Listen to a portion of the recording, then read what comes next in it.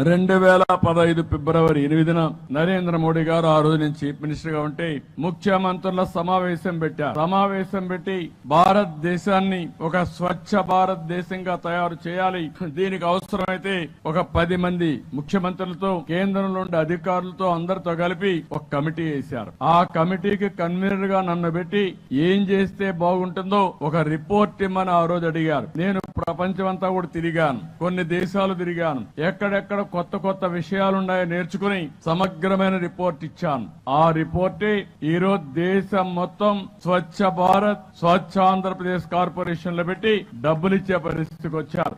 ఆ రోజు కూడా వనరులు ఏ విధంగా సమీకరించాలి, ఏ విధంగా ప్రజల్లో స్ఫూర్తిని నింపాలి, ఏ విధంగా ప్రజలు ఎవరైతే బాగా పనిచేశారో వాళ్ళని గుర్తించాలో గుర్తించే విధంగా కార్యక్రమాలు చేపట్టాం. అవార్డ్స్ కూడా ఇమ్మన్నాం.